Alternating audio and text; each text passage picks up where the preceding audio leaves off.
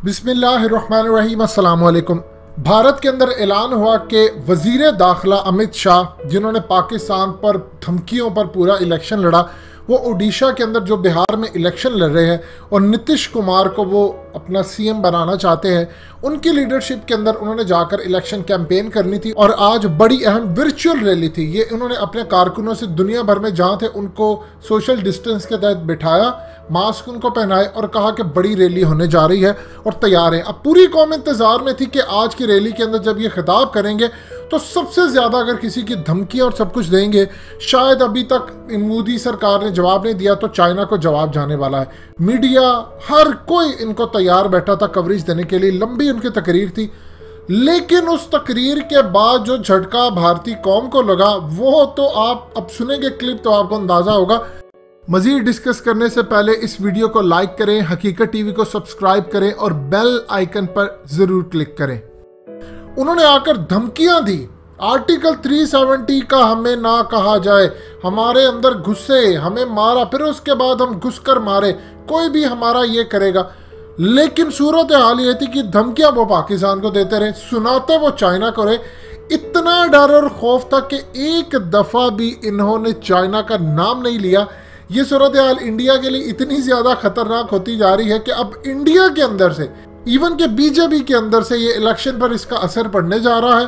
और सबसे ज़्यादा लोगों का आज डिसअपॉइंटमेंट देखने लायक था। इधर सुनिएगा क्लिप। धमकियां पाकिस्तान को देते रहे, सुनाते वो चाइना करे, लेकिन जरूरत नहीं थी चाइना का नाम लेने की। सुनिए जरा। मोदी जी ने भारत के गौरव को भी पहले ही टर्म के अंदर आसमान को छूने का काम किया।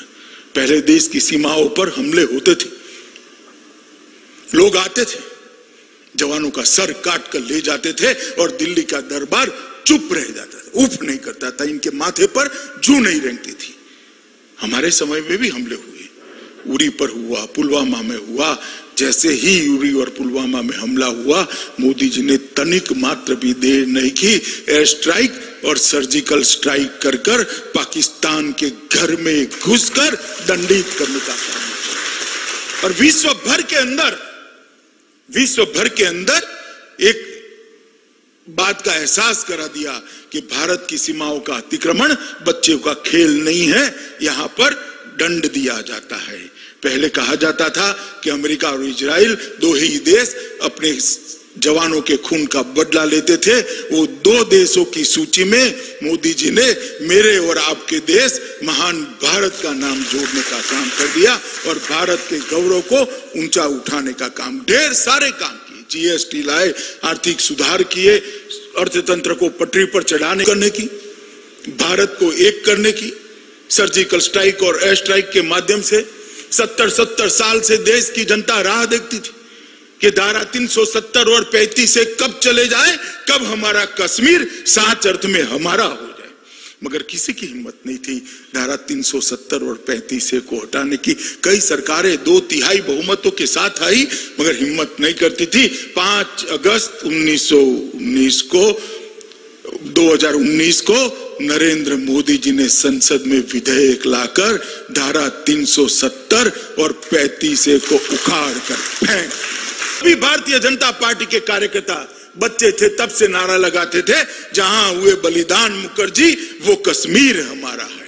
मगर हम कश्मीर को हमारा नहीं देख पाते थे। मोदी जी ने जिस पल धारा 370 और 35 को हटाया, कश्मीर हमेशा के लिए मां भारती के मुकुटमणि बनकर भारत का अभिन्न हिस्सा बना। आपने सुना, असल में ये चूरन हमेशा से बेचते हैं जब भी इलेक्शन होता है। मोदी ने 2014 के अंदर इलेक्शन में 2 वादे किए थे।